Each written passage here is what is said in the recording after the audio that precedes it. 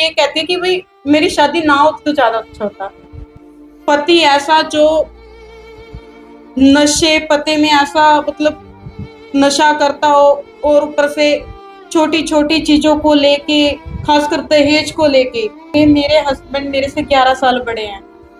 मैं एक बार मैंने उनको देखा था बस, जिसमें भी मैंने ये पूछा था कि आप इंजीनियर हो सच में, तो उन्होंने कहा था कि हाँ मैं इंजीनियर हूँ। तो कुछ झूठ निकला। वहां जाने के बाद पता चला कि मेरा पति तो 10वीं भी क्लियर नहीं है। अच्छा। इतना बड़ा झूठ बोल के भाई डॉक्टर दिखाओ। मैंने अपने हस्बैंड को कहा कि मुझे डॉक्टर के पास लेके जाओ, मुझे लगता है कुछ कुछ प्रॉब्लम है, कुछ कॉम्प्लिकेशन वगैरह हो गई होगी, चलते हैं। मेरा हस्बैंड मुझे डॉक्टर के पास भी लेके जाता था। खाना मैं बनाऊं, सफाई मैं घर की करती थी, रोटियां गिन के मुझे मिलती थी। थे मुझे देखने के लिए तब तो ऐसे पल्ला पेसार के मेरी सास ने ऐसे दोनों हाथ करके ऐसे अपनी चुन्नी ऐसे आगे करती थी कि भाई मुझे दे दो, मुझे ये लड़की चाहिए मेरा, और हमें कुछ नहीं चाहिए। हमें ना तो सोफा चाहिए ना बेड चाहिए, दहेज का कोई सामान नहीं चाहिए। शादी के 2 दिन, फेरे से 2 दिन पहले ही उन्होंने पूरी लंबी लिस्ट बना दी थी कि भाई ये लिस्ट है और ये सामान हमने देना है। मैं तो नहीं देने वाली। उस बात के लिए सिर्फ एक 500 का नोट लेके मेरे ससुर ने मेरे मुंह पे मेरे कमरे में आके मार के गए थे। मैंने कहा 500 का, मैं इतनी पढ़ी लिखी लड़की, क्या मैं 500 में? वो प्रेगनेंसी का दौर था तब मुझे शनिवार के दिन खूब मारा गया था, नाक से ब्लड आ गया था। मेरी बहन प्रेग्नेंट है। वहां पे मेरा भाई ऐसे कि भाई मम्मी ने कहा कि हमने शादी की है अपनी बेटी की, हमने बेचा नहीं है, बेटा आएगा। मम्मी फोन ऑन रखना, चार्जिंग पे लगा के रखना, फोन आएगा। फोन तक नहीं आया। 3 दिन बच्चा होने के बाद 3 दिन रखते हैं कि बच्चे की जांच के लिए रखते हैं हॉस्पिटल में। किसी ने एक सिंगल मैसेज तक नहीं किया। मैं मम्मी से पूछ रही, मम्मी प्रदीप का कोई मैसेज आया?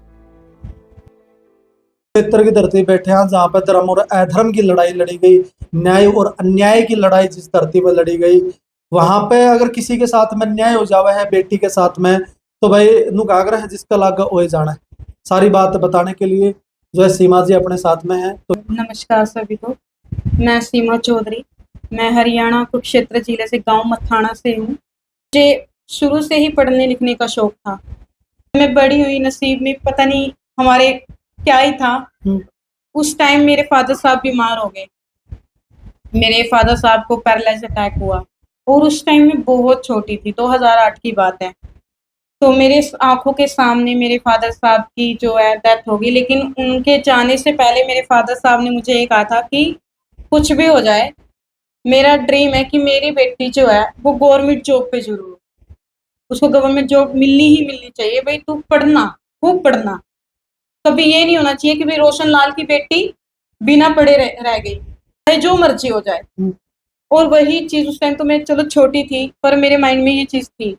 इतना होश मैंने नहीं संभाला था। लेकिन मेरी मम्मी ने अपने दम पे, उन्होंने स्कूल में, कभी आंगनवाड़ी के अंदर ऐसे हेल्पर की जॉब करके हमें मतलब पढ़ाया है वो। और धीरे धीरे मैं बड़ी हुई, मैंने अपनी एजुकेशन ली। +2 के बाद मैंने जब मेरी जैसे +2 होने के बाद छुट्टियां होती है, एडमिशन उसके बाद शुरू होते हैं, तो उसके बीच उस दौरान मैंने अपनी कंप्यूटर कोचिंग की स्किल ली, जॉब भी की। तो मतलब धीरे धीरे मतलब जॉब लाइन में मैं ऐसी घुसी कि मतलब मेरी कहीं ना कहीं जो पढ़ाई थी वो बीच में ब्रेक हो गई, मैं उससे थोड़ी दूर हो गई। लेकिन मेरे फाइनेंशियल कंडीशन को देखते हुए, मेरे परिवार की कंडीशन को देखते हुए, मुझे कहीं ना कहीं काम करना भी मेरे लिए ज़रूरी था। क्योंकि अगर मैं काम नहीं करूँगी तो फिर शायद जो मैंने सोचा है वो मुझे नहीं मिलेगा, मैं एडमिशन तक नहीं पहुँच पाऊँगी जिस चीज़ में मुझे जाना था। तो थोड़े फाइनेंशियल कंडीशन जो है अच्छी हुई, भाई बड़े हुए, हालात ठीक हुए, हमारे फाइनेंशियल कंडीशन ठीक हुई। तो 2016 में मैंने अपना एडमिशन लिया। यहाँ पे मैंने अपनी टीचिंग लाइन की। टीचिंग लाइन में ऐसे घुसूंगी कि मैं टीचर बन के ही निकलूं। अब पढ़ाई के बाद की अगर आप बात करा बहन जी, शादी की उम्र फिर मतलब नजदीक 18-20 साल की होने के बाद घर के सोचा कर भाई अब पापा का साथ सिर के ऊपर नहीं है, बेटी के ऊपर, तो मतलब आस पड़ोस के सगा संबंधी भी सोचा करा भाई तो छोरी ना जो है बह देवा, तो उसके लिए रिश्ता ढूंढना शुरू हो जाया करे। अब वह बेटी जो है 18-20 साल अपने पापा की चौखट पर रह के न उसका पालन पोषण हुआ है, बेटी विदा हो जावा है, तो उसके बहुत सारे अरमान होया करे, सपने होया करे हैं। और आगे जाके ने बहन जी वो सपने जब मतलब टूट जाए, बिखर जाए। तो कहते हैं ना कि 18 प्लस हो जाए लड़की तो उसके बाद माँ बाप मतलब रिश्ते के लिए मतलब ढूंढना शुरू कर दे कि अब ढूंढने लगेंगे तभी जाके अच्छा लड़का मिलेगा। पति ऐसा जो नशे पते में ऐसा मतलब नशा करता हो और ऊपर से छोटी छोटी चीजों को लेके, खासकर दहेज को लेके अपने माँ बाप के कहने पे अपनी बीवी से ऐसे लड़ता है। मतलब वो चीज मैंने देखी, मेरे साथ वो चीज हुई है कि भाई ऐसा भी होता है। उम्र कितनी थी उस साल? उस टाइम में सिर्फ 21 साल में लगी थी। अच्छा। 21 की थी मैं और कॉलेज मैंने उसी टाइम ड्रॉप आउट हुआ था, वो कंप्लीट हुआ था मेरा। और उसे कहते कि भाई मेरी शादी ना होती तो ज्यादा अच्छा होता। मेरी शादी अगर बिना शादी के मैं रहती ना तो शायद मैं आज किसी अच्छे लेवल पे होती। लेकिन यहाँ शादी करने के बाद पता चला कि जो हम सोचते हैं वो ऐसा असल में नहीं होता। चलो सास ससुर तो मतलब भाई उनके साथ उसका विचार ना मिला है, वो एक अलग मैटर हो जावा है। अगर पति भी बढ़िया मिल जावा है, सारी बातों तक केयर करने वाला मिल जावा है, तो भी मतलब जिंदगी आप नु कैसे कहाँ बहुत बढ़िया तरीका से व्यतीत हो सकता है। बिल्कुल। लेकिन एक नारी जुकर आपका फेस देख के लगने लग रहा है, दिल में दर्द आँखों में पानी, ए औरत क्या तेरी यही कहानी। आपकी कहानी किस तरह की रही फिर शादी के बाद की अगर हमें बात करें? मेरे हस्बैंड, मैं उस टाइम 21 साल की थी और मेरे हस्बैंड, अगर मैं आपको फोटो दिखाऊंगी ना आप यकीन नहीं करोगे मेरे हस्बैंड को देख के और मुझे देख के। उस टाइम पे मैंने ना तो अपने हस्बैंड का रंग रूप देखा कि उनका स्किन टोन क्या है, मैंने वो भी नहीं देखा। मैंने ये तक नहीं देखा मेरे जो हस्बैंड है वो मेरे से काफी मतलब तकड़े हैं, मैंने वो चीज भी इनकी नहीं देखी। मेरे सिर्फ एक ही चीज माइंड में थी कि मेरा हस्बैंड पढ़ा लिखा है। लेकिन एक सेकंड में जब वो डीएमसी उनकी 10th की मेरे हाथ में आई और जब मेरी बात हुई, मेरे तो दिल मतलब ऐसे टूट गया कि मैं बता नहीं सकती। मैं बिल्कुल टूट गई थी पूरी तरीके से कि मैंने कहा शादी के लिए तुमने इतना बड़ा झूठ बोला कि तुम लोगों ने मुझसे पूछा कि मेरे कितने मतलब अरमान है उसके पीछे उस चीज के लिए। मैंने ये तक नहीं देखा, मैंने खुद ये तक नहीं पूछा कि आपके पास कितनी जमीन जायदाद है। मैंने सिर्फ एक ही बात पूछी थी, मैंने ये तक नहीं पूछा कि, क्योंकि मुझे पता था कि मेरा हस्बैंड, होने वाला हस्बैंड जो है वो मेरे से काफी एज का है और काफी मतलब मुझसे बड़ा दिखता है। मैंने वो चीज तक नहीं देखी, मैंने कलर कॉम्प्लेक्शन कुछ नहीं देखा। मैंने सिर्फ जो देखा एजुकेशन, कि भाई उसकी सोच कैसी है, इंसान का दिल कैसा है। मैं बस उसी चीज में रह गई थी, लेकिन उससे मैं हाथ धो बैठी। वो सब फ्रॉड निकला, सब कुछ झूठ निकला। कितने टाइम तक रहे फिर वहां शादी के मेरी बाद? शादी सिर्फ 3 मंथ चली और उस 3 मंथ के अंदर बहुत सारी पंचायतें हुई जिसमें मेरे सास ससुर वो ये बोल के आते थे कि हम सरपंच को लेके आ रहे हैं गांव के।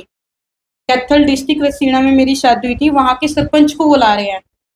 अब जहां मेरी शादी हुई थी वहां से अब लड़कियां यहाँ भी तो ब्याह के आ रखी है, कोई मेरी दादी लगती है, कोई मेरी भाभी भी लगती है।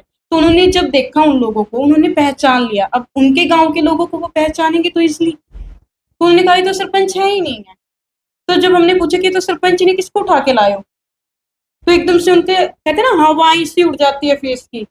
बिल्कुल उनका झूठ, मतलब बैठे बिठाए उनका झूठ पकड़ा गया था।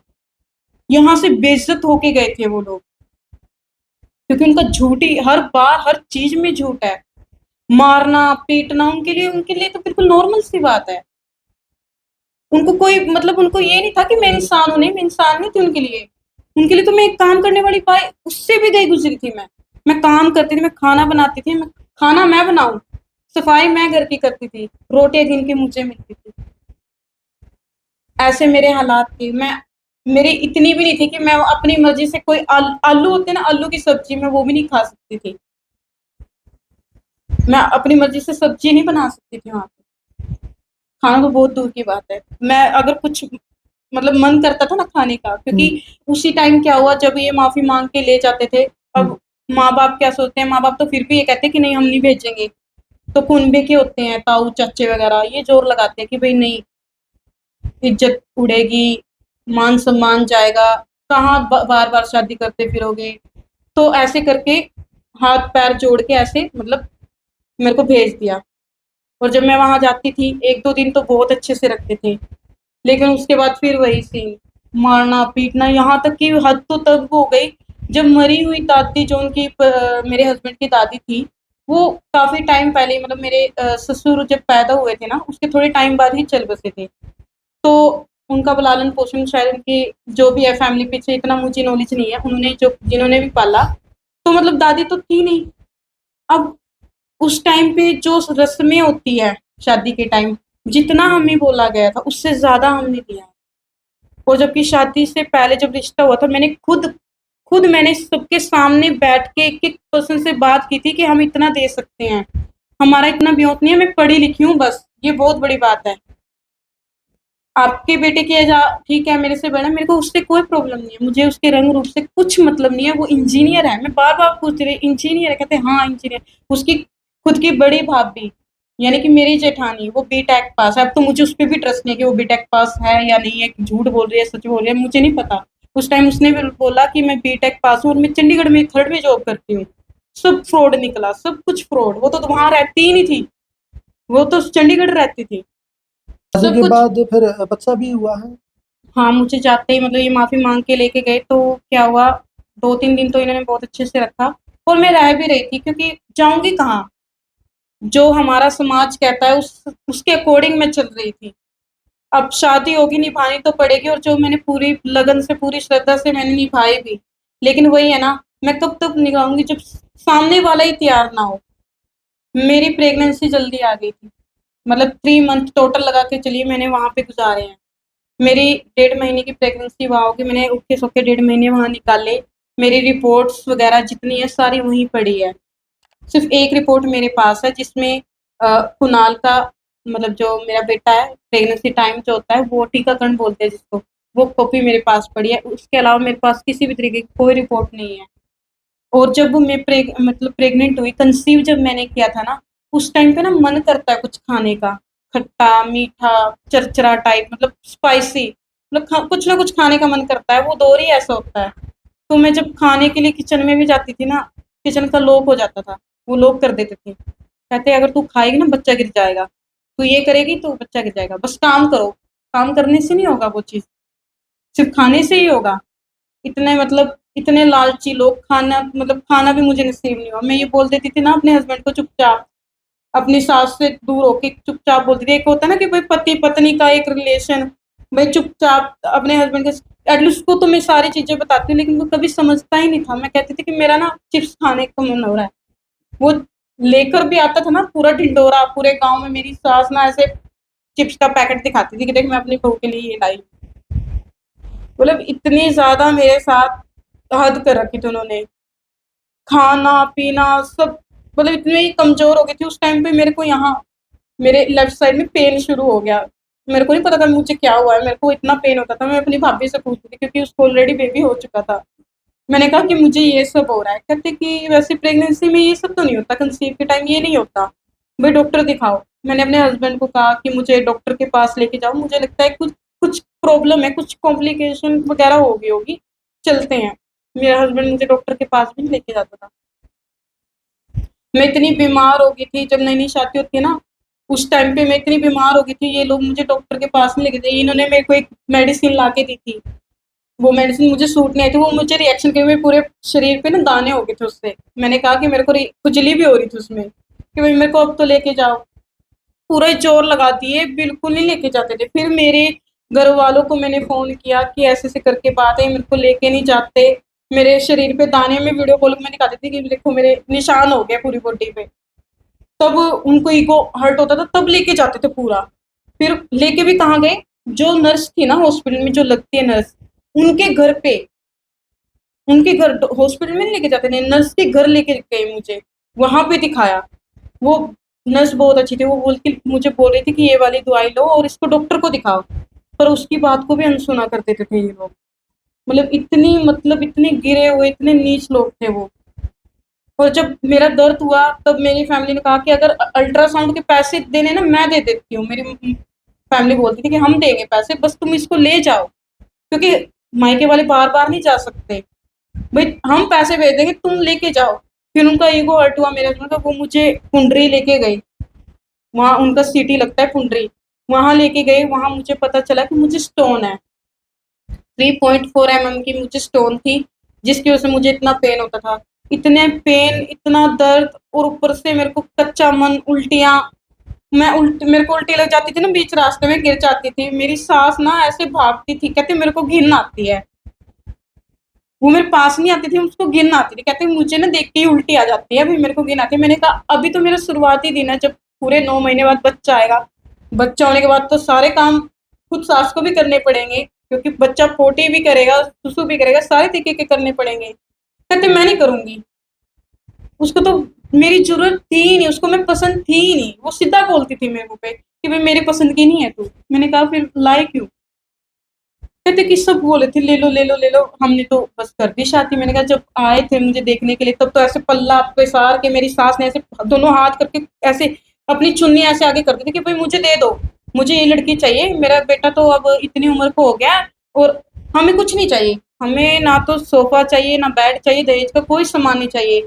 शादी के 2 दिन, फेरे से 2 दिन पहले ही फोन आ जाता है मेरे पास कि भाई मम्मी का, हेलो मम्मी का सामान लेके आना है, बात लेके आएगा वो।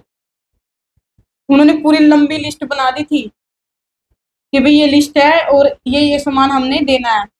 हमने तुरंत उसी टाइम अपने, अब मार्केट तो जा नहीं सकते थे क्योंकि हल्दी वगैरह सब सारे काम हो गए थे, तो अपने ही गांव की दुकानों पे जाके हमने वो सारा सामान लिया था उस टाइम पे। अब कोई कनेक्शन है? कोई कनेक्शन नहीं है। जब मेरी प्रेगनेंसी आई थी तो इन्होंने मेरे साथ मारपीट की थी क्योंकि मेरे हस्बैंड को चाहिए थी बुलेट, उसके लिए मैंने साफ मना कर दिया था।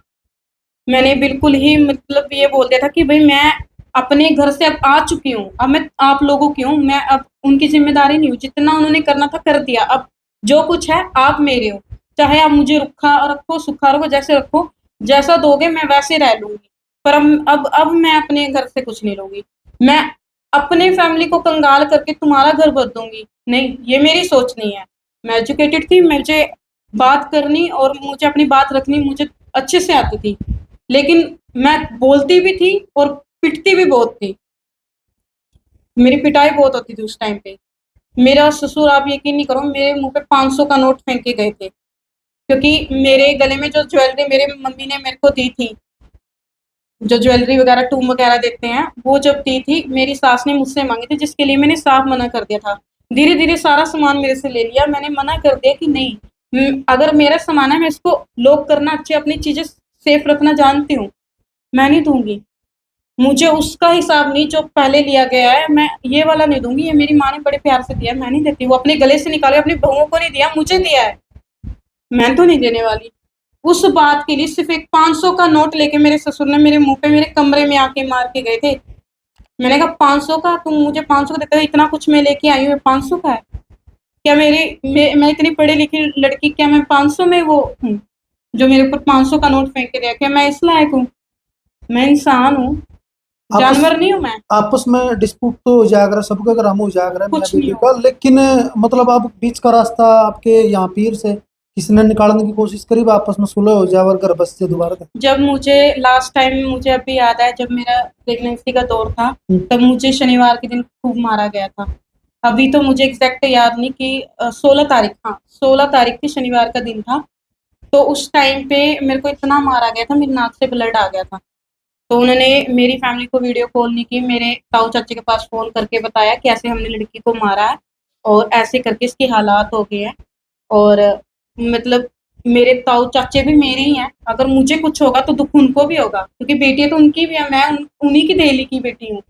तो एकदम से वो हो गया, पूरे कुनबे में रश हो गया कि भाई ऐसे ऐसे करके सीमा को मारा गया है, और अभी चलो, चले कैसे, लॉकडाउन लगा हुआ था, कंडीशन ऐसी खराब थी कि कोई भी मुझे देखने तक नहीं आ सकता था, क्योंकि उस टाइम नया नया लॉकडाउन लगा था, और यहाँ पर मेरी जो छोटे वाली भाभी थी उसको गुड़िया हुई थी, मतलब सिचुएशन चारों तरफ से ऐसी थी कि कोई मेरे लिए, मतलब अगर कोई हेल्प करना भी चाहेगा तो हेल्प नहीं कर पा रहा था। नेक्स्ट डे मेरी फैमिली आई, वहां पे पंचायत हुई, मेरे गांव से भी कुछ लोग गए, तो उनके हालात देखे। मेरा हस्बैंड मुझे ये कहता है कि मैं, मेरी कंडीशन है, अब कंडीशन तो क्या है कि मैं प्रेग्नेंट थी, अब मेरे माँ बाप भी क्या करें, लड़की प्रेग्नेंट होगी, अब माँ बाप तो ये सोचता है कि भी कैसे भी करके लड़की का घर बस जाए, और मेरी फैमिली ने, मेरा मेरा भाई इतना एजुकेटेड है और इतना दिलेर है ना, वो भी उसकी आंखों में पानी आ गया कि मेरी बहन का घर टूट रहा है। उसने भी ये बोला कि एक बार और देखो ट्राई कि करके हाँ, देखो। ट्राई करके देखते, बात करके संभालने की कोशिश हाँ करते। उन्होंने जितना हो सकता, मैंने अपने भाई को कभी झुकते नहीं देखा, हाँ। लेकिन मैंने उस सिचुएशन पे अपने भाई को झुकते हुए देखा था, अपनी बहन के लिए, मेरे लिए झुकते हुए देखा कि मेरी बहन प्रेग्नेंट है। वहां पे मेरा भाई ऐसे कि भाई रिक्वेस्ट है कि भाई मेरी बहन को ढंग से रखो, अगर नहीं रखी जा रही तो सही सही बता दो भाई, अब क्या करे। कहता मेरा हस्बैंड कि इसका सिर्फ इतना होगा कि ये रहा बाथरूम, ये रहा कमरा, ये रहा किचन, बस बाथरूम से कमरे में, कमरे से किचन में, ये जो घर के बाहर जो मेन डोर था उसके बाहर भी नहीं जाएगी। मेरी मम्मी ने कहा कि हमने शादी कर की है अपनी बेटी की, हमने बेचा नहीं है, बेचा नहीं है मुझे वहां पे। और उन्होंने ऐसे दिखाया कि जैसे मैं बेच के उनके घर गई, उन्होंने खरीदा हूँ मुझे, इस तरीके से उन्हें मेरे हालात कर दिए थे मुझे। मेरे वहां पे जो लोग गए हुए थे पंचायत में, उन्होंने कहा कि मैं कैद नहीं किया, भाई तुम लोग कैद कैसे कर सकते हो इस लड़की को, भाई पढ़ी लिखी, इतनी पढ़ी लिखी लड़की है, तुम्हारे घर में सारा कुछ लेके आई है, किसी चीज की कमी नहीं है। अब भी, आज भी मुझे 6-7 साल हो गए घर बैठे हुए को, और आज भी मेरा दहेज का एक एक सामान उनके घर में पड़ा है। अब बेच के अमेरिका डोंकी लगा के भाग गया है मेरा हस्बैंड। अच्छा। मेरे बेटे को 5 दिन में डिलीवरी में, 1.5 महीने के प्रेगनेंसी में यहाँ आ गई थी। मैंने मैसेज किए, फोन किए, कोई देखने नहीं आया, मेरे सास ससुर देखने नहीं आए। मेरे पति का तो आज तक फोन ही नहीं आया, आएगा कैसे, भला उसका ध्यान तो कहीं और ही था। मुझे क्यों देखेगा वो, अपनी प्रेग्नेंट बीवी को क्यों देखेगा। बच्चा भी मतलब है जैसे जैसे बड़ा होना जाए उसका भी क्वेश्चन माइंड मान दूंगा भाई मम्मी है पापा का, इसलिए मैंने नहीं बहुत। कंप्लेन भी की सर उससे पहले, मतलब 6 महीने मैंने खूब वेट किया अपने हस्बैंड का कि हो जाता है, शुरुआती टाइम हम्म। में हो जाता है, और मेरे तो जाते ही प्रेगनेंसी आ गई थी। हम्म। और मुझे ये था कि शायद प्रेगनेंसी के बाद जब बच्चा आएगा ना, तो ऑटोमेटिक धीरे धीरे ना, कहते हैं ना कि मोह माया पड़ जाता है, दादा दादी को भी पड़ जाती है, क्योंकि उनके लिए तो उनका पोता आया पोती आया बहुत होता है वो, उसके लिए तो सारा कुछ वही होता है, बच्चा ही होता है। मेरे से ध्यान हटके उसके ऊपर लग जाएगा तो सब कुछ नॉर्मली हो जाएगा, सब ठीक हो जाएगा। शुरुआती दिन में होता है, सबके साथ ऊपर नीचे होता है, लेकिन मुझे ये नहीं पता था ये इतने गिरे हुए लोग हैं। मेरा मतलब 6 महीने मैंने इनसे कांटेक्ट करने की कोशिश की, इनका फोन नहीं, मैं सास पे भी फोन करती थी, वो उठाते, कोई भी नहीं उठाता था। मैंने कहा रिपोर्ट एटलीस्ट, मैसेज डाला व्हाट्सएप पे, एटलीस्ट रिपोर्ट दे दो, डॉक्टर्स मांग रहे हैं, कॉम्प्लिकेशन ज्यादा है, रिपोर्ट्स दे दो, वो भी उन्होंने मना कर दिया, मैसेज ही नहीं आया असल में तो उनका। फिर उसके बाद मैंने कंप्लेंट डाली, महिला सदन में मैंने कंप्लेंट डाल दी, कुरुक्षेत्र के अंदर मेरा पीपली थाना लगता है, वहीं पे मैंने कंप्लेंट डाली। तो मेरा वहाँ पे मतलब बुलाया गया, उन मतलब जो फैमिली है मेरे सास ससुर उन सबको बुलाया गया। आप यकीन नहीं करोगे, इतना ज्यादा एटीट्यूड था उनमें कि उन्होंने ये कहा, जब पुलिस वाले ने पूछा, मैडम ने पूछा कि बच्चा किसका है, शायद बच्चा किसी और का होगा, इसलिए ये फैमिली इसको टॉर्च वो करती होगी, मारती पीटती होगी। तो उन्होंने कहा कि बच्चा मेरा है। तो पुलिस वाले ने कहा कि बच्चा तेरा है, बीवी तेरी है, तो तुम लोग इसके साथ ऐसे कैसे कर सकते हो। कहते जी हमारी बात नहीं मानती। मैंने पूछा मैडम पूछना जरा कौन सी बात नहीं मानती। चुप हो गए।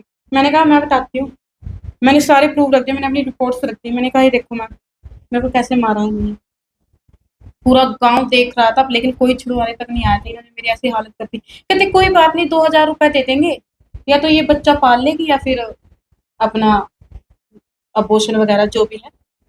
इतनी मतलब इतनी गिरी हुई हरकत थी।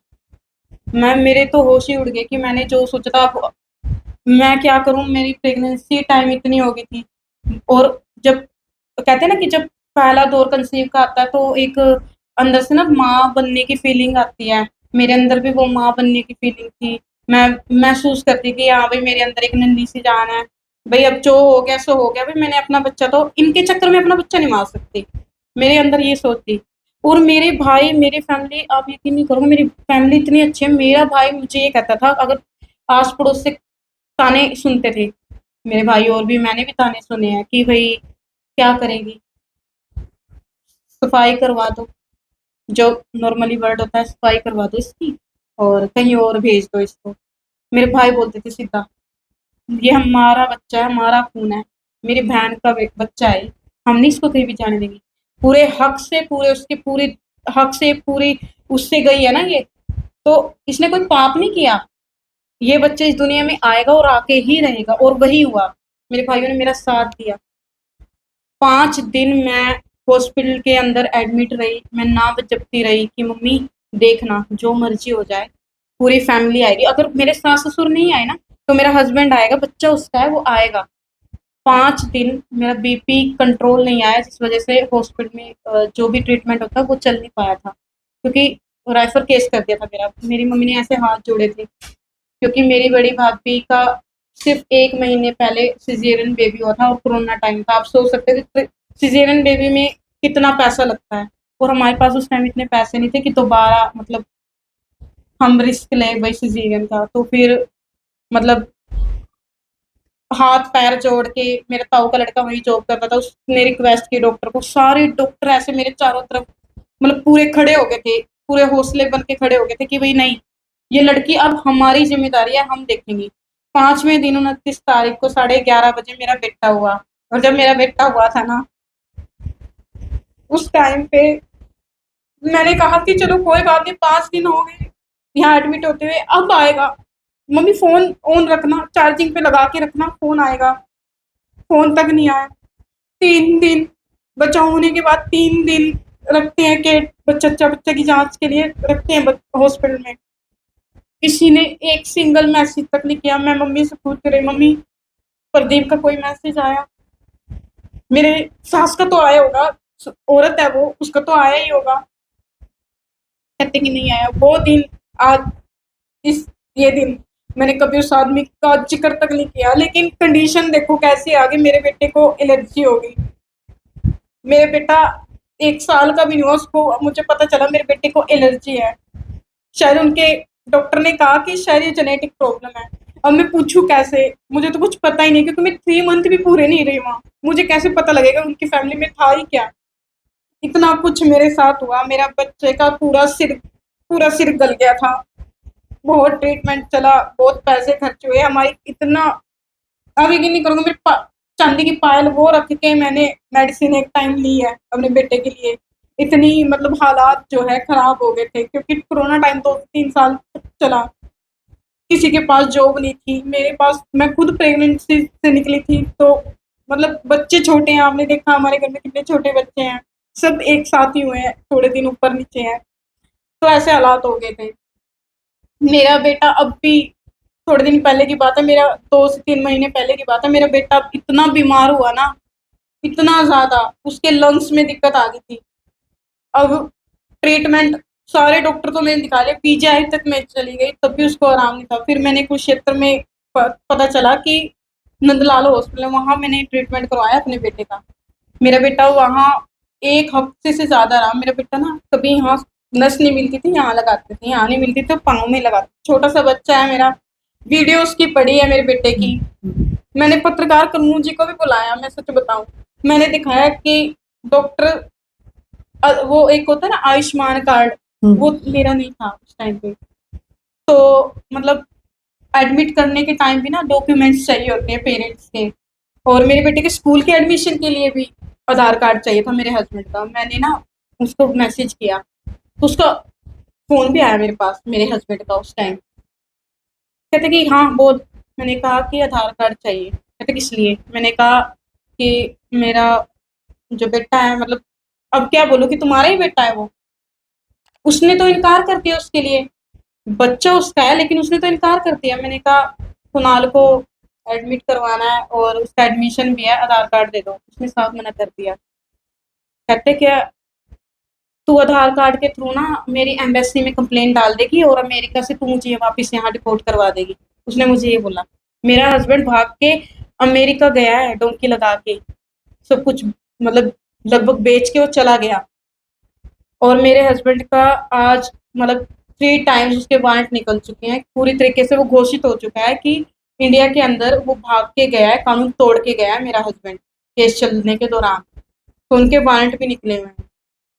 तो कहते हैं कि एक शर्त है मेरी। मैंने कहा क्या शर्त है? केस उठा दे।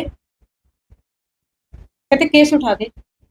मैंने कहा मैं अगर केस भी उठाने लगी ना, तब भी तू मुझे आधार कार्ड नहीं देगा। जब जो इंसान जिसके सामने उसका बच्चा ऐसे हॉस्पिटल में लेटा हुआ है, उसने आधार कार्ड के लिए ये बोल दिया, इतनी बड़ी बात बोल दी कि पहले केस उठा, तो मुझे नहीं लगता कि ये, मैंने कहा अब मेरा बच्चा जिए तुम्हारे लिए या मरे, तुम्हें तो फर्क नहीं है।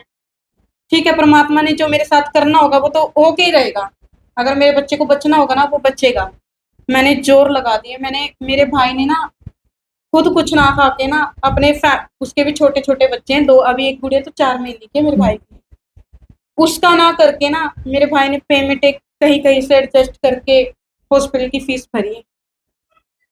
ऐसे हालात मैंने देखे हैं। वो तो अब हमारी कंडीशन, फाइनेंशियल कंडीशन पहले से बेटर हो चुकी है। वो कहते हैं ना, कोई बात नहीं, एक समय ऐसा आता है कि भाई बिल्कुल फाइनेंशियल कंडीशन किसी की भी अच्छी नहीं होती, लेकिन अगर हम उससे उस चीज से लड़ते हैं ना तो धीरे धीरे सब सेट हो जाता है। ठीक वैसे मेरे साथ हुआ है। स्त्रियों की सिचुएशन है बस भाई भाभियां खातर मतलब छोरी मतलब ऑर्डर रहा है तो वह दुबर हो जाग रहा है।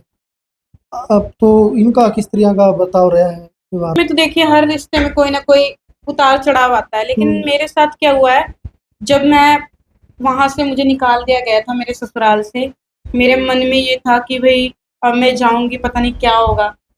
लेकिन जब मैं यहाँ आई तो मेरे भाई भाभी मेरा इतना मतलब पिल्लर की तरह मेरे साथ खड़े थे। उन्होंने मेरा बहुत साथ दिया है, मेरे भाभीयों ने भी खूब साथ दिया है। वो ये महसूस नहीं होने देते थे कि मेरे साथ इतना कुछ हो गया, नहीं। वो ये बोलते थे कोई बात नहीं, जो हो गया सो हो गया, लेकिन अब तो मतलब तू यहाँ रह, अच्छे से रह, तेरा हम करेंगे, हम तेरे साथ खड़े हैं। उस टाइम पे मतलब बहुत मतलब लोगों के ताने सुनती थी, लेकिन मेरी भाभी रिप्लाई करके आती थी। अच्छा। जो लोग मुझे ताने देते थे ना, मेरी भाभी खुद उनसे लड़के आती थी कि भाई तुम्हारी हिम्मत कैसे है, रख हम रहे हैं, खिला हम रहे हैं, दिक्कत तुम लोगों को हो रही है। मतलब बहुत साथ दिया है मेरी फैमिली ने। मेरा बेटा इतना बीमार हुआ ना, मेरी भाभी ना खुद चीजें ना लेके ना, एक होता है ना पूरा फैमिली के अंदर भाई ये चीज लेनी हो ना, सबसे पहले कुणाल का, अपने बच्चों का नहीं लेती, सबसे पहले कुणाल के लिए लेती हैं। मेरे भाई इतने सपोर्ट करते हैं ना, मतलब देख लो आज भी मेरे दोनों भाई खुद ये घर छोड़ के मतलब बाहर बैठे रेंट पे, सिर्फ मेरे लिए। वो ये कहते हैं कि हमारी वजह से कोई दिक्कत नहीं आनी चाहिए, हमारे ये घर मेरी बहन का है। कल को इसकी शादी होनी या ना होनी, कल को क्या होगा हमें नहीं पता, हमें सिर्फ ये पता है ये घर मेरी बहन का है, मेरे उसका भांजे का घर है। और यही चीज ना मेरी भाभी भी बोलती है कि ये घर सीमा का है, हमारा नहीं है, हम और बना लेंगे, कमा लेंगे, क्या हो गया। मतलब इतनी अच्छी सोच। मतलब मैं इतने अच्छे उससे निकल के उस घर में गई थी और अचानक से मैंने ये चीजें देखी कि मतलब इतने घटिया लोग भी होते हैं। मैंने इससे पहले कभी इतने घटिया लोग नहीं देखे। लड़ाई होती है सास ससुर की, हो जाती है बहू के साथ, पति पत्नी के बीच अनबन हो जाती है, लेकिन बच्चे की तो कोई गलती नहीं होती। बच्चे ने क्या किया, बच्चे ये भी नहीं पता कि बच्चे का नाम क्या है, बच्चा पैदा कब हुआ, उनको तो कोई फर्क ही नहीं पड़ता। किया था उनके पड़ोस में ही एक, मतलब उनके जो पड़ोसी थे, नेबर थे, वो वो भी साथ में प्रेग्नेंट हुई थी। उनका पहला बच्चा था, लड़की हुई थी, तो वो प्रेग्नेंट हुई, तो उसके 2-3 दिन बाद मुझे पता चला कि हाँ मेरा भी कंसीव हुआ है। तो वो मेरी सास कहती कि ला, पड़ोसी तो प्रेग्नेंट होगी भाई, मतलब उनकी लैंग्वेज में, गांव की लैंग्वेज में, ला वो तो बच्चा होने वाला है उसका, पक्का लड़का होएगा। मैंने कहा वो तो तकदीर है, वो तो भगवान ने देना है, लड़का हो या लड़की, क्या क्या फर्क पड़ता है। आप भी लड़की, मैं भी लड़की, आपकी जो बड़ी बहू है वो भी तो लड़की है, वो भी तो औरत जात है, अगला बच्चा लड़की आ गई तो क्या दिक्कत है। तो उसने कहा कि हमारे घर में जो बच्चा आएगा ना वो लड़का ही आएगा, मैंने भी तो 2 बेटे पैदा किए हैं, आगे तुम्हारी बुआ बुआ सास जो है उसने भी तो बेटा पैदा किया, तेरी मम्मी ने भी तो 2 बेटे पैदा किए हैं। उन्होंने मुझे ये पलट के बोला। मैंने कहा कि अगर मेरे को कल को मान लो लड़की हुई तो क्या करोगे, कहते हमने तो रखनी ही नहीं। और देखो परमात्मा ने मुझे लड़का दिया, इतने बदसनी, मतलब क्या बोलते हैं, मुझे तो वो वर्ड ध्यान में नहीं आ रहा, मतलब इतने खुदगर्ज लोग हैं, इतने घटिया लोग हैं ना, वो अपना लड़का होके भी उन्होंने लड़का नहीं देखा, अपना बच्चा ही नहीं देखा, खुद का वंश ही नहीं देखा, वो क्या करेंगे। मेरा दहेज, अगर वो ये कहते हैं ना कि हमारा बेटे में कमी थी, हमारे लड़के में कमी थी, या हमारा लड़का भाग गया, हमने बेदखल कर दिया, अगर बेदखल कर दिया ना, मेरा जितना सामान है दहेज का वो मुझे वापस कर दो। क्यों बैठे हो उसको लेके। आज भी 6-7 साल हो गए, आज भी मेरा सारा सामान, एक एक चीज, मेरी टूम ठेकरी, सारा कुछ उनके पास है, वो वापस कर दो, मैं भी कहीं बैठ जाऊंगी आराम से लेके अपना सारा सामान, वो दे दो, वो भी नहीं दिया। मतलब इतने लालची लोग, इतने गिरे हुए। अब लास्ट में किस प्रकार का जस्टिस चाहो आप। मैं बस ये चाहती हूँ कि एक तो मुझे सच बताऊँ तो मुझे उस इंसान के साथ रहना ही नहीं है। मेरे नाम के पीछे उसका नाम हो मैं चाहती ही नहीं। उसने किया है, उसको उसकी सज़ा ज़रूर मिले। मेरा कोर्ट में केस चल रहा है, 6 साल हो गए हैं मतलब केस चलते हुए, लेकिन आज तक मुझे इंसाफ नहीं मिला। 2023 के अंदर मैंने डाइवोर्स की अपील लगाई थी। अब तक चल रहा है। बस ये बोल देते हैं कि जो जज है ये बोलते हैं कि हम वन साइडेड कैसे करें डाइवोर्स, जब लड़का सामने होगा ना तभी करेंगे। अगर मान लो 10 साल तक वो लड़का अमेरिका से ना आया तो मैं 10 साल ऐसे ही बैठी रहूँ।